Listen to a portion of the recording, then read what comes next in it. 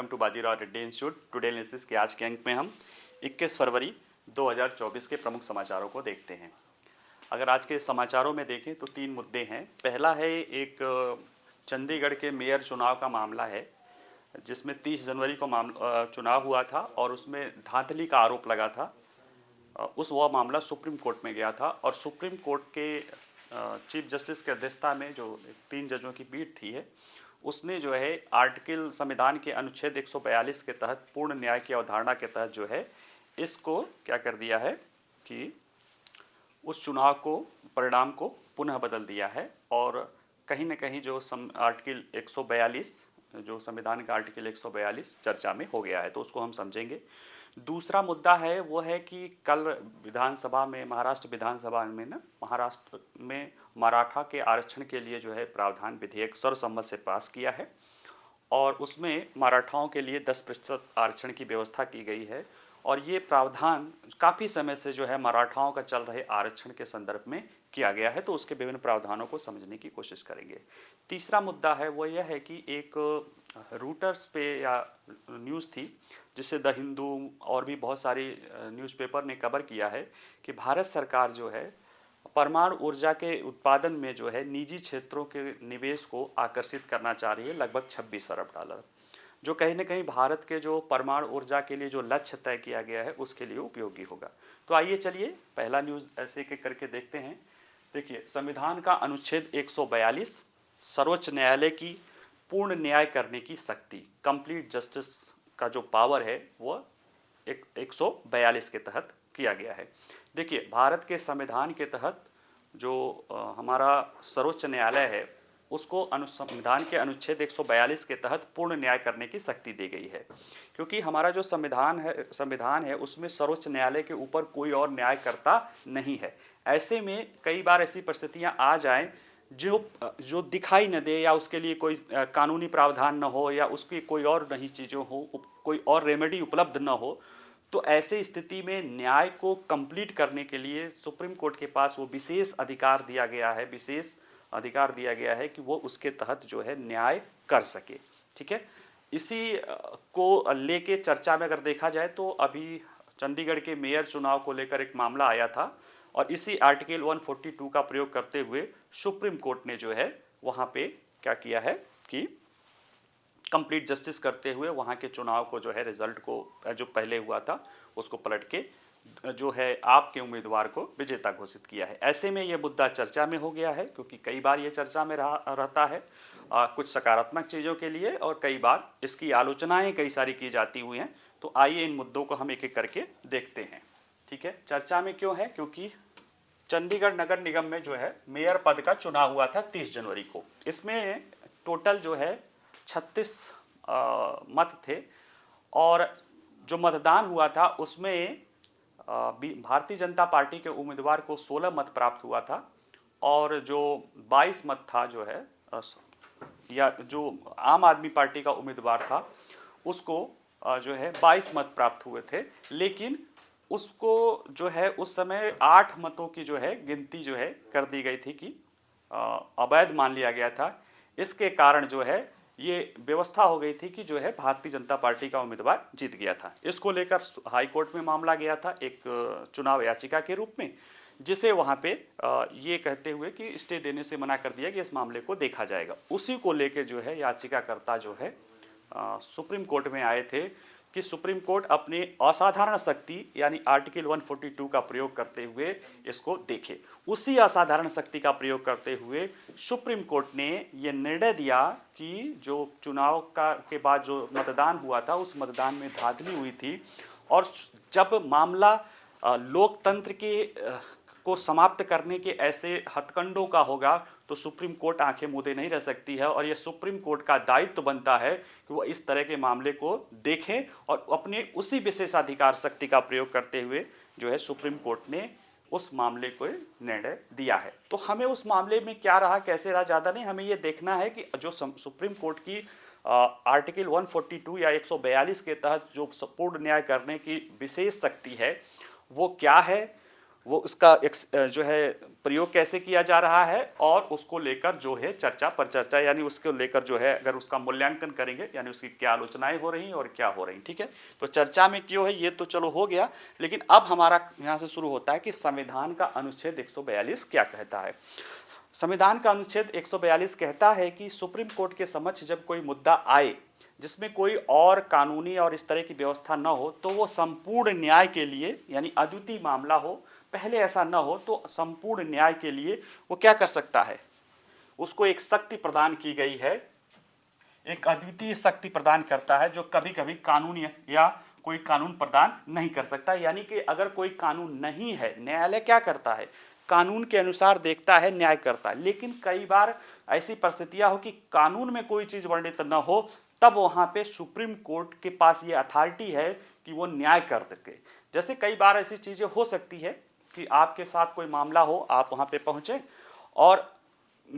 आपके साथ अन्याय होता दिख रहा हो, लेकिन न्याय देने के लिए कोई जो है विधायी या अन्य प्रावधान न हो, तो सुप्रीम कोर्ट मूक दर्शक नहीं रह सकता है, क्योंकि उसके ऊपर न्याय प्राप्त करने का कोई अथॉरिटी नहीं है भारत के संविधान के तहत। ऐसे में सुप्रीम कोर्ट को विशेष परिस्थितियों में कंप्लीट जस्टिस की अवधारणा के तहत न्याय देने की अवधारणा है। उसमें वो कई बार उसके जो उसके निर्णय होते हैं वह विधान के रूप में भी, यानी नया रूप भी, नया कोई चीज भी दे सकता है। जैसे अभी देखिएगा कुछ दिन पहले एक मामला आया था जो है चुनाव आयुक्तों की नियुक्ति का मामला, ठीक है। उसमें जो है सुप्रीम कोर्ट ने जो है इसी असाधारण शक्ति का प्रयोग करते हुए एक कमेटी का गठन किया था। वो कमेटी के लिए कोई प्रावधान नहीं था। सुप्रीम जो है संविधान में ये कहा गया था कि मुख्य निर्वाचन आयुक्त या निर्वाचन आयुक्तों की नियुक्ति के लिए प्रावधान संसद करेगी, लेकिन संसद ने नहीं किया था। लोगों ने मांग की थी। अब ऐसे समय में सुप्रीम कोर्ट इनकार नहीं कर सकता है कि संसद नहीं कर रही है, तो उसने उसी एक असाधारण शक्ति का प्रयोग करते हुए ये कहा था कि ये कमेटी करे, इसे संसद चाहेगी तो बदल सकती है, और संसद ने उसे बदल दिया। तो ये मामला है। इसी तरह के कई बार मुद्दे आ जाते हैं जो कानून के वर्णन से बाहर, जो उस तरह के कानून उपलब्ध नहीं रहते हैं, उस संदर्भ में सुप्रीम कोर्ट ये ऐसा काम करता है, ठीक है। सर्वोच्च न्यायालय ने इस शक्ति का प्रयोग किस प्रकार किया है? अब देखा जाए तो ये शक्ति बहुत व्यापक है और मतलब इसमें कोई लिमिट नहीं है। लेकिन अगर चूंकि देखिए हमारे यहाँ जो संवैधानिक व्यवस्था है ना, उसमें शक्तियों का पृथक्करण का भी सिद्धांत है। हर ऑर्गन का जो है, राज्य के हर ऑर्गन का अपना अलग अलग रोल है। सुप्रीम कोर्ट है, यानी जो न्यायालय है वो न्याय करता है, विधायिका विधान बनाता है और कार्यपालिका विधान को लागू करता है या न्यायपालिका द्वारा दिए गए जजमेंट को लागू करता है। ऐसे में अगर सुप्रीम कोर्ट की ये शक्ति, हालांकि उसे कानून बनाने, उसका जो विधान बनाने ऐसा बना सकता है जो कानून के, यानी जो कोर्ट का जो है विधायिका का कानून है उसके समक्ष वो पावर रखता है। ऐसे में क्या ये उसके अधिकारों का अतिक्रमण नहीं होगा विधायिका के? इसको लेकर जो है कहीं ना कहीं सुप्रीम कोर्ट को अपना रिस्ट्रेन रखना होता है, और सुप्रीम कोर्ट ने उसको निभाया भी है। तो कैसे लागू किया जाता है अगर इसको देखा जाए तो सर्वोच्च न्यायालय ने जो है 142 के तहत सर्वोच्च न्यायालय की शक्तियां असाधारण प्रकृति की है, लेकिन सर्वोच्च न्यायालय ने समय के साथ अपने निर्णयों के माध्यम से इसके दायरे और सीमा को परिभाषित किया है। सर्वोच्च न्यायालय ने प्रेमचंद गर्ग वाद 1962 में कहा था कि अनुच्छेद 142A के तहत सर्वोच्च अदालत की शक्तियों का प्रयोग की रूपरेखा यह कहकर सीमांकित किया था कि पक्षों के बीच पूर्ण न्याय करने का आदेश न केवल संविधान प्रदत्त मौलिक अधिकारों की गारंटी के अनुरूप हो, यानी कोर्ट जो निर्णय दे वो किसी और के मौलिक अधिकारों के जो है उल्लंघन न करता हो, बल्कि यह भी होना चाहिए कि कोई वैधानिक कानून के मूल प्रावधानों के साथ भी असंगत न हो जाए, यानी जो संसद ने अगर कोई कानून बनाया है तो उसके भी प्रावधानों के साथ असंगत न हो जाए। और बाद में कई सारे अंतुले मामले में 7 न्यायाधीशों की पीठ ने इस बात को जो है अपने फैसले में लागू किया है, यानी कि एक तो मौलिक अधिकारों के साथ असंगत नहीं होना चाहिए, दूसरे जो है जो विधान है, विधायिका के जो विधान है उनके साथ भी असंगत नहीं होना चाहिए। हालांकि बाद के वार्ड में ये बात आई कि क्या अगर संवैधानिक कोई प्रावधान ऐसा हो तो विधायिका के प्रावधानों के साथ अगर वो मेल न खाए तो यहाँ पे कोर्ट ने कहा कि हम वो कर सकते हैं, लेकिन ये ध्यान रखना, वो कोर्ट ने खुद ही कहा कि हमें एक अलग से, यानी जो कुछ नहीं है उसका नहीं करना है। ये प्रावधान हमारा उपचारात्मक होगा कि जहां कोई क्योर नहीं, कोई चीज उपलब्ध नहीं है, वहां पे उसको उपलब्ध कराना, यानी सपोर्ट सिस्टम है, लाइफ सपोर्ट सिस्टम या क्योर के रूप में है। ये विशेष व्यवस्था नहीं है, एक नई इमारत बनाना नहीं है। ठीक है, तो ये इस तरह से ये कहता है। अनुच्छेद 142 की आलोचनाएं क्या रही हैं या क्या आलोचनाएं रही हैं, देखिए इसकी आलोचनाएं वही 2-3 चीजें हैं। एक तो ये बहुत व्यापक शक्ति है, स्वीपिंग पावर है, इसके पर कोई नियंत्रण नहीं है। और जो पूर्ण न्याय की अवधारणा है, पूर्ण न्याय, अब पूर्ण न्याय में क्या क्या हो सकता है, क्या क्या उसमें उसकी व्याख्या हो सकती है, ये बहुत ही वेग या कह सकते हो अस्पष्ट व्याख्या है। तो इसलिए ये कहीं ना कहीं सुप्रीम कोर्ट को बहुत ज्यादा अधिकार दे देता है पूर्ण न्याय के द्वारा। और जब ये पूर्ण न्याय के अधिकार बहुत ज्यादा हो जाता है तो सुप्रीम कोर्ट कहीं न कहीं विधायिका के अधिकार क्षेत्र में भी हस्तक्षेप करने लगती है, जो कि जो पृथक्करण शक्ति के पृथक्करण सिद्धांत है, जो कहीं न कहीं डेमोक्रेसी का एक मूल है, उसमें भी हस्तक्षेप करने लगती है। ऐसी आलोचना है। तीसरी यह है कि विधायिका और कार्यपालिका तो किसी न किसी के प्रति उत्तरदायी हैं। जैसे विधायिका जो है आम लोगों के प्रति उत्तरदायी है और कार्यपालिका विधायी के प्रति उत्तरदायी है, विधायिका के प्रति उत्तरदायी है, लेकिन न्यायपालिका किसी के प्रति उत्तरदायी नहीं है। ऐसे में जो संस्था किसी के प्रति उत्तरदायी नहीं है, उसके द्वारा इस तरह के असाधारण शक्ति का प्रयोग करना कहां तक जायज है। तो ये इसकी कुछ आलोचना की जाती है, जिसके संदर्भ में कोर्ट ने, जैसे अभी पहले ही बताया था कि कोर्ट ने ही इसको पहले रिस्ट्रिक्शन लगा दिया है, तो कोर्ट ने ही इसको लेकर रिस्ट्रिक्शन लगाया है। और कोर्ट ने देखिए 1998 में जो है सुप्रीम कोर्ट बार एसोसिएशन बनाम यूनियन ऑफ इंडिया, ये सब जीएस में लिखने की जरूरत नहीं, फिर भी समझ लीजिए, इसमें कहा है कि 142 के तहत शक्तियां प्रकृति में पूरक है, कंप्लीमेंट्री इन नेचर, इसका उपयोग किसी मूल कानून को बदलने या खत्म करने के लिए और एक नई इमारत बनाने के लिए नहीं किया जा सकता जहां पहले कोई अस्तित्व में न हो। यानी कोई नया कानून नहीं बना देगा या कोई नया कानून समाप्त नहीं कर देगा। हाँ, कहीं कमियां रह गई हो, कोई प्रावधान नहीं उस समय देखे गए हो, तो उनको कंप्लीमेंट करने के रूप में ही इसका प्रयोग किया जाएगा। साथ ही अनुच्छेद 142 द्वारा प्रदत्त शक्तियां उपचारात्मक है, क्यूरेटिव है और शक्तियों के रूप में नहीं समझा जा सकता, जो अदालत को उसके समक्ष लंबित मामले में निपटने के दौरान वादी के मूल अधिकारों की ही अनदेखी कर दे, ऐसा नहीं कर सकता। यानी जो वादी के मूल अधिकार हैं और जो कह सकते हो कि विधायिका के विधान हैं, उनके साथ कॉन्ट्राडिक्टरी नहीं होगी। ये सारी चीजें इसमें देखी गई थी। साथ ही इसमें कहता है कि जब कोई कानून बनता है तो पूर्ण न्याय का अर्थ है कि कानून के अनुसार, न कि सिंपैथी के अनुसार। और इस तरह से कोर्ट ने अपने आप में ही यह मान रखा है कि जो उसका 142 के तहत पूर्ण न्याय की अवधारणा है ना, वो कंप्लीट नहीं, वो जो है वैध नहीं है, वो क्या है कि मूल अधिकारों के अधीन रहता है और वो सिर्फ कंप्लीमेंट्री इन नेचर है कि जहां पे कुछ छूट गया है, कोई बिल्डिंग बनी है उसमें कुछ चीज गड़बड़ है, उसको सुधार सकता है, उसको छूट सकता है। कोई नई बिल्डिंग यानी कोई नया विधान नहीं इससे बनाया जा सकता। जैसे देखिए इसी बात में अगर आप देख लीजिए, न्यायपालिका ने जो उसमें सुप्रीम कोर्ट का आर्डर क्या था, संविधान कहता था कि संसद ये काम करेगी, लेकिन अगर संसद नहीं बना पाई है तो उस समय के लिए उसने बना दिया इस व्यवस्था के साथ कि संसद चाहे तो इसे बदल सकती है, और संसद ने उसे बदल के अलग कर दिया। ठीक है, तो ये इस 142 के तहत ये महत्वपूर्ण जो है प्रावधान पढ़ना है। ठीक है, दूसरा एक न्यूज है वो है कि महाराष्ट्र की जो विधानसभा है उसने जो मराठाओं के लिए 10% आरक्षण की व्यवस्था की है, और ये कहीं ना कहीं मुद्दा काफ़ी समय से चर्चा में रहा है। पिछले अगस्त में ही जो है एक जारंजे पाटिल हैं, वो मराठाओं को आरक्षण को लेकर मांग कर रहे हैं, और उनकी मांग है कि मराठाओं को जो अन्य पिछड़ा वर्ग के रूप में, कुणबी के रूप में जो है, एक कुणबी जाति के रूप में उन्हें मानते हुए उसी अन्य पिछड़ा वर्ग के तहत उनको आरक्षण दिया जाए। ठीक है, हालांकि इसका विरोध जो है अन्य पिछड़ा वर्ग के द्वारा होता रहा है, और मराठा आंदोलन की जो है आज की नहीं है, ये 1981 के से ही इसके मांग जो है की जाती रही है। जबकि मराठा देखा जाए तो महाराष्ट्र की राजनीति में बहुत महत्वपूर्ण भूमिका अदा करते हैं। 60 के दशक से जो है जो 20 मुख्यमंत्री हैं, मतलब 1960 के बाद जब राज्य बना उसके बाद जो 20 मुख्यमंत्री है उसमें 12 जो है मुख्यमंत्री मराठा के रहे हैं, जो वर्तमान मुख्यमंत्री जो हैं वह भी मराठा ही हैं। ऐसे में मांग ये बात थी कि ये ऐसा चीज़ क्यों आ गया, क्या आ गया, तो इसी को हम समझने की कोशिश करते हैं। चलिए देखते हैं कि ये चर्चा में क्यों है। चर्चा में इसलिए है क्योंकि महाराष्ट्र की विधानसभा ने 20 फरवरी यानी कल जो है सर्वसम्मति से मराठा समुदाय को शिक्षा और नौकरियों में 10% आरक्षण देने की विधायिका को क्या कर दिया है, पारित कर दिया है। और इसमें मुख्यमंत्री शिंदे ने, एकनाथ शिंदे ने कहा, जो कि खुद भी एक मराठा हैं, उन्होंने कहा कि महाराष्ट्र राज्य सामाजिक शैक्षणिक रूप से पिछड़े वर्गों के लिए आरक्षण विधेयक 2004 पेश किया और उसने कहा कि यह महाराष्ट्र राज्य पिछड़ा वर्ग आयोग की रिपोर्ट के आधार पर है, जो रिपोर्ट कहती है कि महाराष्ट्र में मराठाओं के लिए आरक्षण का प्रावधान एग्जिस्टिंग प्रावधानों से अलग किया जाए। और इसमें जो है क्रीमी लेयर के भी सिद्धांत लागू हैं, जैसे अन्य पिछड़ा वर्ग या जो है आर्थिक रूप से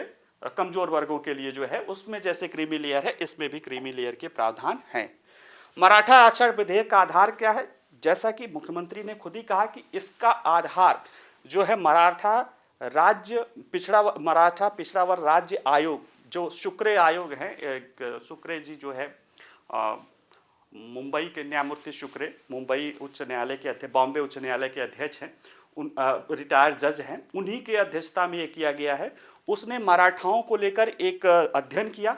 और अध्ययन करके इस निष्कर्ष पे पहुंचे कि मराठाओं की स्थितियां जो है असाधारण परिस्थितियां हैं और असाधारण स्थितियां मौजूद है, इसलिए मराठा समुदाय को 50% से अतिरिक्त आरक्षण देने का ये औचित्य जो है साबित होता है। तो आइए देख लेते हैं थोड़ा सा कि महाराष्ट्र राज्य पिछड़ा वर्ग आयोग या शुक्रे आयोग ने इसको क्या कहा। तो दिसंबर 2023 में महाराष्ट्र की सरकार ने मराठों के लिए आरक्षण निर्धारित करने के लिए आयोग जो है स्थापना की थी, न्यायमूर्ति सुनील बी शुक्रे की अध्यक्षता में। इसने जो है इसका दावा है कि पिछले 2 महीनों में इन्होंने महाराष्ट्र के 1,58,00,000 कुछ घरों का जो है परिवारों का सर्वेक्षण किया।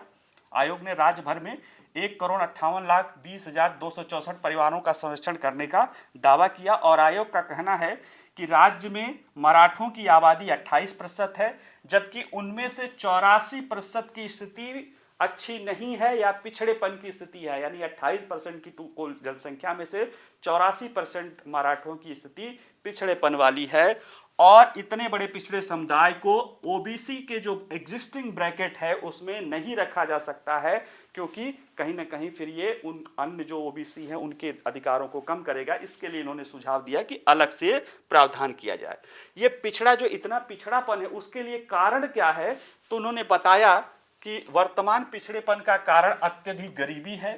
कृषि आय में गिरावट है, भूमि जोत में विभाजन है, ये सब कारण है। और यह भी कहा कि राज्य में आत्महत्या से मरने वाले 94% किसान मराठा समुदाय के हैं, यानी महाराष्ट्र में जो किसानों की आत्महत्या होती है उसमें 94% कहीं ना कहीं मराठा समुदाय से जुड़े हुए हैं, ये रिपोर्ट कहती है। और कहती है कि कई सारे विकास के क्षेत्र में, अन्य क्षेत्रों में अपर्याप्त प्रतिनिधित्व है। इसको ध्यान में रखते हुए इसने कहा कि मराठाओं की विशेष स्थिति को ध्यान में रखते हुए उन्हें आरक्षण दिया जाना चाहिए। इसी आधार पर जो है सरकार ने लाया है। तो विधेयक का प्रावधान यही है कि उनको, मराठा समुदाय को, भारत के संविधान के अनुच्छेद 342A के तहत जो है आरक्षण मिलेगा और वो उनको शैक्षणिक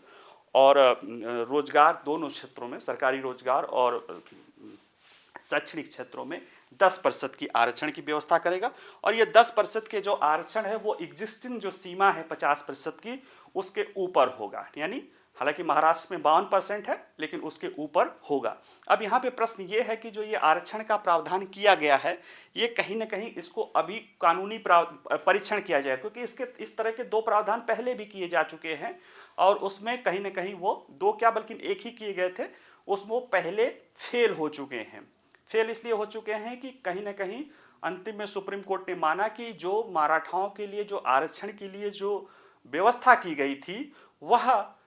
उनके अध्ययन से ये बात साबित नहीं होती है कि मराठाओं की स्थिति इतनी खराब है कि उन्हें अलग से प्रावधान किया जाए और 50% की जो लिमिट है आरक्षण की उसको क्रॉस किया जाए। तो इसीलिए बात आ रही है कि ये कैसे होगा, क्योंकि 2021 में सुप्रीम कोर्ट ने उसे रद्द कर दिया था, क्योंकि उनकी विशेष स्थिति को उनके लिए कोई तथ्य नहीं था, जबकि एक गायकवाड़ कमेटी इसी के लिए बनी थी जिसने बताया था, उसी के आधार पर आरक्षण दिया गया था। लेकिन कोर्ट का कहना था कि गायकवाड़ कमेटी ने कुछ जो जिस तथ्य पे निष्कर्ष पे वो पहुंचा, उस निष्कर्ष पे कोर्ट नहीं पहुंच पाई। अगर आपने किसी तथ्य पे कोई आदमी आप निर्णय लेते हो तो अगर वस्तुनिष्ठ निर्णय होगा तो उसमें कोई और आदमी भी उसी तरह से पहुंचेगी, इसलिए उसको उसने खारिज कर दिया था। इसके जवाब में जो है वहाँ के महाराष्ट्र के मुख्यमंत्री ने कहा है कि इस बार जो हम आरक्षण का विधेयक लाए हैं उसमें जो सुप्रीम कोर्ट उस समय जो टिप्पणी की थी या जो उस समय जो उसमें चीज़ें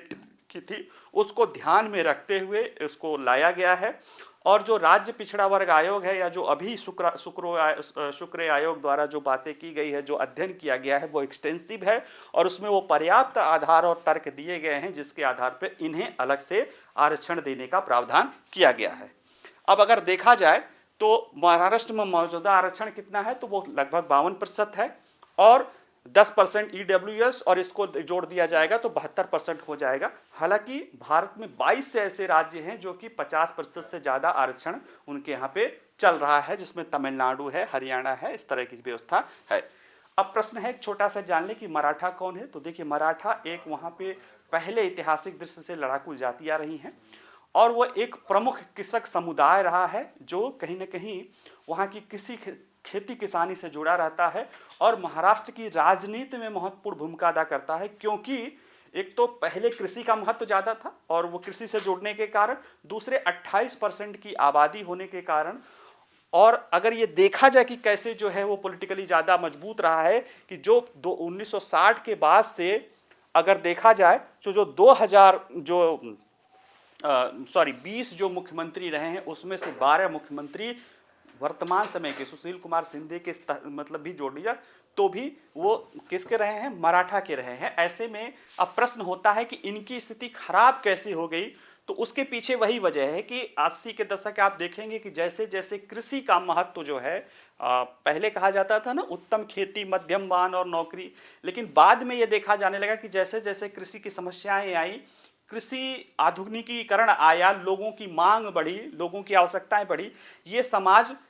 कृषि होने के कारण इनकी सामाजिक हैसियत तो ठीक थी लेकिन आर्थिक हैसियत इनकी बहुत अच्छी नहीं रही है। और वो देखते हैं जब अपने अन्य वर्गों का जो कि जिन्हें पिछड़ा वर्ग या अन्य तरह से आरक्षण का लाभ मिला है उनकी स्थिति आर्थिक दृष्टि से अच्छी हो जा रही है, तो इनके द्वारा इस तरह की मांग किया जाना जो है शुरू किया गया। और ये आप देखेंगे इसी तरह की मांग अन्य राज्यों में भी जो है, जो प्रमुख है जो है कृषि जो खेतिहर जातियां रही हैं, जो प्रभुत्वशाली जातियां रही हैं जैसे जाट आदि, इनके द्वारा भी जो है पिछड़े वर्ग के लिए मांग की जाती रही है। ठीक है,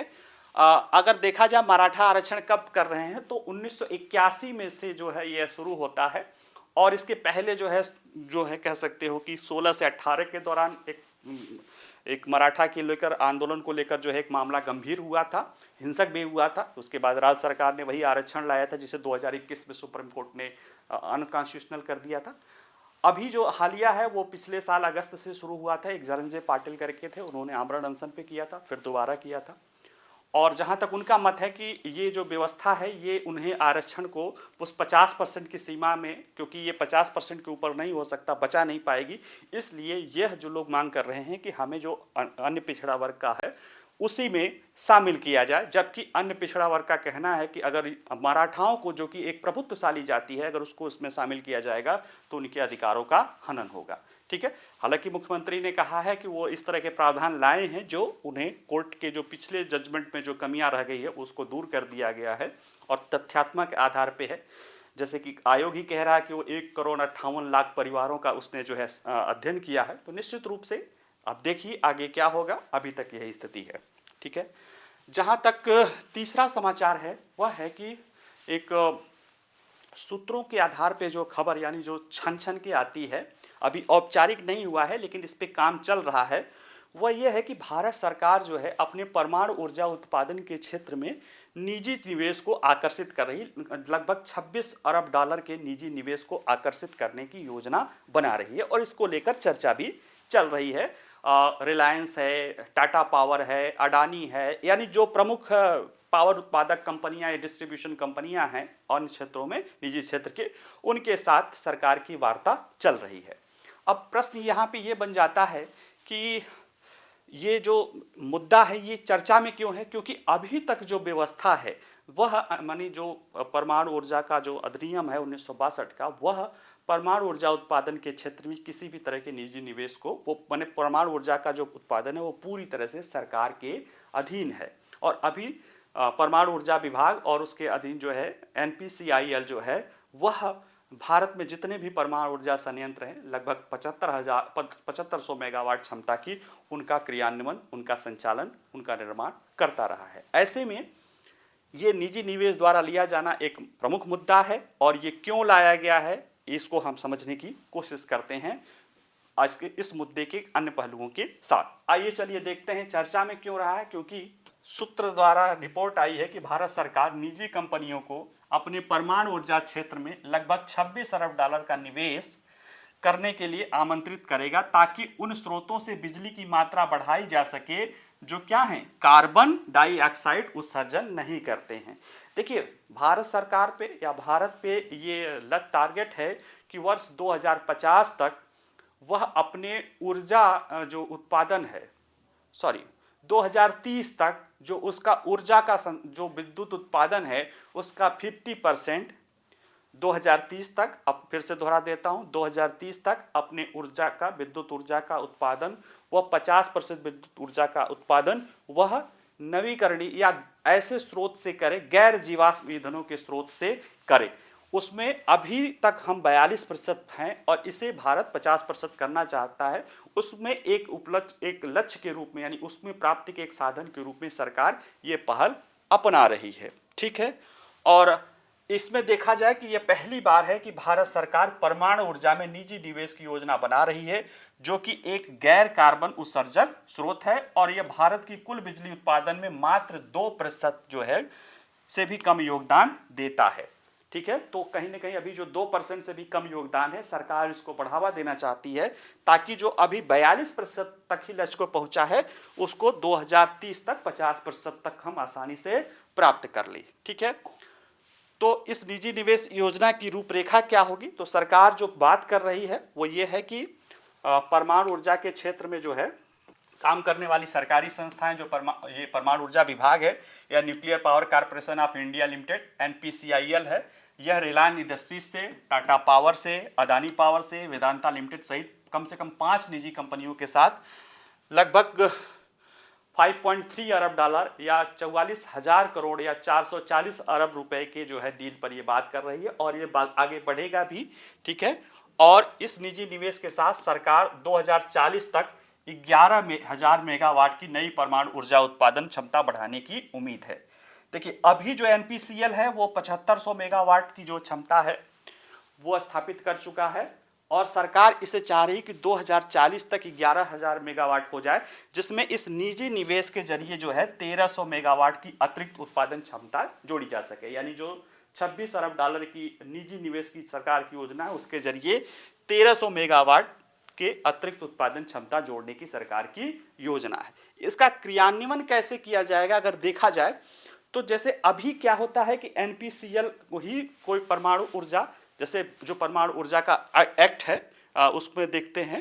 परमाणु ऊर्जा अधिनियम 1962, वह भारत में परमाणु ऊर्जा और इस तरह के सभी कार्य जो है सरकारी क्षेत्र में करती है। तो सरकार की जो इस तरह के लिए एक कॉरपोरेशन है NPCIL, वही जो है परमाणु ऊर्जा का संचालन करती है, निर्माण करती है। इसमें ये योजना है कि जहाँ कोई जैसे परमाणु संयंत्र लगाया जाए तो उसके लिए भूमि अधिग्रहण, पानी की व्यवस्था, उसकी बिल्डिंग आदि बनाने का काम, उसकी और चीज़ें देखभाल करने का काम निजी क्षेत्र करेगा, और जो कोर होता है, जहाँ पे रिएक्टर होता है जो एक्चुअल में बिजली बनाता है, उसका निर्माण, उसके निकलने वाले जो है फ्यूल या उसके जो बाई प्रोडक्ट है, इन सब का जो है काम क्या करेगा? NPCIL करेगा। ठीक है, और ये निजी क्षेत्र NPCIL को ये काम करने के लिए पैसा देंगे, और ये जिससे जो बिजली पैदा होगी उससे जो पैसा मिलेगा उससे निजी क्षेत्र का जो है अपना जो निवेश है उसका उनको लाभ मिलेगा। तो देखा जाए तो इसको लेकर जो है कहीं ना कहीं ये माना जा रहा है कि इससे इस योजना के लिए जो है भारत के परमाणु ऊर्जा अधिनियम 1962 में भी किसी संशोधन की जरूरत नहीं पड़ेगी, क्योंकि जो परमाणु वाला जो मेन वाला काम है वो एनपीसीआईएल करता रहेगा। उसके बाहर का सारा काम जो है निजी क्षेत्र को कर दिया जाएगा। और इसमें निजी क्षेत्र जो वो एनपीसीएल जो अपना निर्माण करेगा, सब कुछ करेगा, उसका भी निवेश करेगा। बदले में वही जो काम एनपीसीएल करेगा उस काम का एनपीसीएल क्या लेगा, शुल्क लेगा, और जो बिजली उत्पादित होगी उसका रेवेन्यू जो है जनरेट होगा निजी क्षेत्र को। तो इससे क्या होगा कि हमें इस एक्ट में भी बदलाव करने की जरूरत नहीं पड़ेगी और हम अपने परमाणु ऊर्जा के लक्ष्य को भी, ऊर्जा उत्पादन के लक्ष्य को भी प्राप्त कर सकते हैं, और उसके लिए जो हमें पूंजी की जरूरत है हम उसे प्राप्त कर लेंगे। ठीक है, तो ये हाइब्रिड मॉडल कहा जाए तो अब प्रश्न है कि इसमें परमाणु ऊर्जा विकास के लिए हाइब्रिड मॉडल की आवश्यकता क्यों पड़ी? क्योंकि हमारा जो परमाणु ऊर्जा अधिनियम 1962 है वह किसी भी तरह के निजी क्षेत्र को जो है परमाणु ऊर्जा उत्पादन में रोकता है, लेकिन वह ये सुलभ कराता है कि अन्य जो है कार्य, जैसे अन्य क्या है, जैसे घटक है, उपकरण की आपूर्ति है, रिएक्टरों से बाहर काम करने के लिए निर्माण अनुबंध पर हस्ताक्षर करने की अनुमति देता है। यानी रिएक्टर वाला जो कॉम्प्लेक्स है उसके बाहर उनको काम करने से कोई दिक्कत नहीं आती है। और देखा जाए तो भारत सरकार जो है पिछला, अभी अगर रिकॉर्ड देखा जाए तो हम जो लक्ष्य है उसको प्राप्त नहीं कर पाए हैं, क्योंकि जो भारत को परमाणु ऊर्जा उत्पादन के लिए जो फ्यूल चाहिए थी वो फ्यूल उपलब्ध नहीं हो पा रहा था, क्योंकि भारत पे पोखरण के बाद कई सारे, पोखरण 1 और पोखरण 2 के बाद कई सारे हम पे प्रतिबंध लगे थे। हालांकि वर्ष 2010 के बाद जो है अमेरिका के साथ हमने जो समझौता किया था उसके बाद हमारे लिए रास्ता खुल गया था, लेकिन इसके बावजूद भी, हालांकि रूस ने किया है, फ्रांस भी कर रहा है, लेकिन हमारे यहाँ जो लाइबिलिटी लॉ है, कानून है, वो इतने सख्त हैं कि अमेरिका की जनरल इलेक्ट्रिक या इस तरह के संस्थाएं यहाँ पे आने से कतरा रही हैं। इसको लेकर जो है सरकार, कहीं ना कहीं सरकार अपना लक्ष्य आगे बढ़ा रही थी। तो ऐसे में ये योजना है कि कहीं ना कहीं हम ऐसा कुछ करें कि जो हमें, सरकार को पूंजी भी चाहिए भाई, सरकार इतना 26 अरब डॉलर लगाएगी तो सरकार निजी निवेश करेगी, और जो उसके एक्ट है, जो उसको निर्माण कार्य करेगी, उसकी जिम्मेदारी एनपीसीएल की होगी। यानी कि एनपीसीएल इसके में निर्माण करता होगा न्यूक्लियर रिएक्टर की, और उसके आसपास की सारी चीज़ों की जिम्मेदारी होगी निजी क्षेत्र को, और निजी क्षेत्र इससे अपना जो बिजली उत्पादित होगा उससे रेवेन्यू लेगा, और एनपीसीएल जो अपनी सुविधाएं जो है प्रदान करेगा उसका शुल्क उस निजी कंपनियों से लेगा। यानी कि निजी निवेश इसमें बिना परमाणु ऊर्जा क्षेत्र को, निजी क्षेत्र को खोले भी सरकार परमाणु ऊर्जा के से विद्युत उत्पादन के क्षेत्र में निजी क्षेत्र को आकर्षित करना चाहती है, ताकि वो अपने टारगेट को पूरा कर सके। वो टारगेट क्या है? 2030 तक अपने टोटल विद्युत ऊर्जा उत्पादन का 50% तक जो है क्या हो, नवीकरण ऊर्जा स्रोत से या गैर जीवाश्म ईंधनों से प्राप्त किया जाए। चलिए अभी ये इतना ही आज के लिए। इसका जो पीडीएफ होगा आपको मिल जाएगा। आपको पीडीएफ जो है डिस्क्रिप्शन बॉक्स में एक दिन बाद मिल ही जाता है। बाकी जो भी आपका प्रश्न हो, सुझाव हो, वो आप जो है बता सकते हैं, कमेंट्स में कर सकते हैं। ठीक है, नमस्कार।